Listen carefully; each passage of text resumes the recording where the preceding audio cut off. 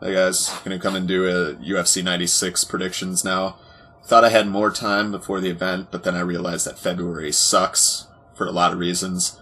The first being that it's only 28 days, so this is coming up sooner than I realized. I already did a podcast on it with a couple other guys. Put the link over there. Hey, I got it first time. Alright. Yeah, that's the right direction. And I'll go over the whole card pretty quick. I extended the intro because everybody enjoys the Beverly Hills Cop theme. So I figured I'd let it go a little longer, and you guys could enjoy the awesomeness that is that song. Alright, let's go right into it. Tamden Rakori against Ryan Madigan. Madigan, never seen him fight. From the looks of his fight finder, he's pretty well-rounded. He can KO you, he can submit you. But so can Tamden Rakori, and I'm a big proponent of Tamden Rakori. I suppose that's the wrong word. It's not an issue, it's a person. So I'm a big fan, I guess you could say, of Tamden Rakori. I think he's going to be an extremely good fighter. He's really young. He's pretty big for 170, so I think he's going to take this one by TKO. Pete Sell against Matt Brown. This fight, if they go out and just fight how they usually do, this is going to be fight of the night, hands down. I'd like to see this one on the main card. So, yeah. It just, I don't know, Matt Brown has impressed me a lot since coming off the Ultimate Fighter. Drago's pretty well-rounded. He's had some issues in the past. He's huge for 170. Fought most of his career at 185. He's got power in his hands. He's got good boxing. On the ground, he should have the advantage as well. I don't think we'll see it there that often, but they could surprise me and go for it. Cell trains under Matt Serra, so his jiu-jitsu should be good. And he should be the bigger guy, and yeah, I'm going to pick Cell. Either one of these guys can finish the other one. I'm going to say Cell by decision, though, just to be on the safe side. Matt Hamill against Mark Munoz. Yeah. This is going to be a situation where they're both pretty good wrestlers, a lot of power. Hamill's just, I think, the better, he's more powerful, he's a better wrestler. I don't see any way Munoz can take this down. Hamill should have the advantage in the clinch, where he likes to go. Greco-Roman wrestler, so he should have I see him getting into a clinch, throwing an uppercut, or, some big right, some arm punch, which is ridiculous that he has that much power from an arm punch, but he'll catch him and TKO him. I don't like picking third-round stoppages, if you know me, but I'm going to go into the third. Jason Brills against Tim Boetsch. This could be a really good fight. Brills is a pretty good fighter. You haven't seen a lot of him in the UFC, obviously. He's had one fight, but he finishes a lot of people. He's 16-1, pretty good grappler. So, Boetsch has looked pretty good in the UFC. This could be a pretty good fight. Could also be a pretty boring fight. I'm going to say Tim Boetsch by decision. Actually, he might finish Brills. I'm going to say TKO. Aaron Riley against Shane Nelson. Riley, he's got a lot of experience. Shane Nelson's a real tough guy. I mean, so is Riley.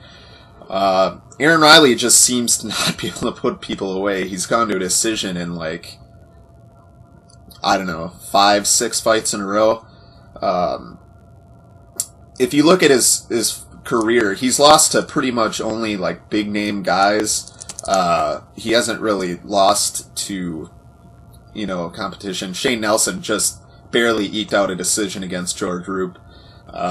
So with that aspect, Riley going to decision a lot. Shane Nelson hard to finish.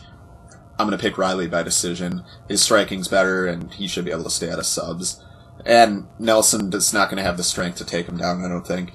Mike Pat against Brandon Vera. Mike Pat just got TKO'd by Tim Boetsch in the first round, and Brandon better get the TKO or something in the first round, because he has looked pretty tentative lately, and I don't know why it is, but the UFC is saying, here you go. If you need an ego boost, there it is. Go take it. So I expect him to finish this one. Gray Maynard against Jim Miller. This is going to be a really good fight. Maynard's huge for 155. He's got good wrestling. He can stay out of subs. Pretty decent boxing. He's got KO power. Jim Miller, and both Jim and Dan Miller, I like a lot as fighters. I think they're really good. They always come in shape. They're well-rounded. The boxing might be pretty close. Miller's going to have the advantage in subs. It's just if Gray Maynard can throw him around like, he does to countless other people. I don't think so. Miller's got pretty good wrestling too. I'm going to pick Miller by decision in this. Kendall Grove against Jason Day. Day has been in situations where, you shouldn't win, but he does anyways. Grove, if he loses his fight, could be the first Ultimate Fighter winner to be cut from UFC. I think he wins by sub, though, in this one. Gabriel Gonzaga against Shane Carwin. This is a good matchup. Real good matchup. We're going to see how good Shane Carwin really is.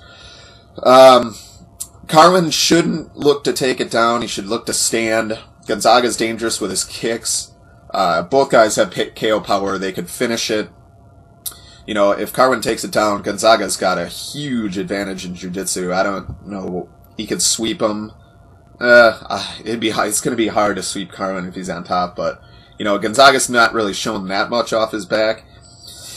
I'm going to say stays on the feet and Gonzaga TKOs him. We'll go with submission in the second round. I think he might hit him, but it's going to be hard to put out Carwin, and I think he'll finish it with a rear naked choke or something from top position. Main event, Quentin Jackson against Keith Jardine. On paper, this really doesn't seem like that interesting of a fight. Jardine always comes to fight. He's fighting everybody. I mean, he's fought Wanderlei and Chuck and Brandon Vera. I suppose you can't really say too much about that fight. But, if Jardine implements a game plan and, leg kicks Rampage like he should en route to win a decision like he did against Chuck Liddell, he might be able to pull it out. But one, if you saw the UFC hype video, 96 hype video, Keith basically says, fuck game plans, let's just fight. And that's a bad idea against Rampage. Rampage in that video looked pissed, and he looked ready to go. He's training hard, and I feel sorry for Jardine, to be honest with you. I see Jackson, eventually, looking to counter. It might take him a round or two to get used to the range, but eventually he'll counterpunch, end up inside, maybe throw an uppercut or two. Rampage's uppercuts are ridiculous. And he'll catch him with something, and if he doesn't he'll KO him on the feet, I think. KO. Jardine's chin is not that great. If not, he'll hit him with something and TKO him second round. So my picks, go listen to the podcast. I'll put the link over there, like I said. Be back on here to do, the aftermath. You guys, stay metal.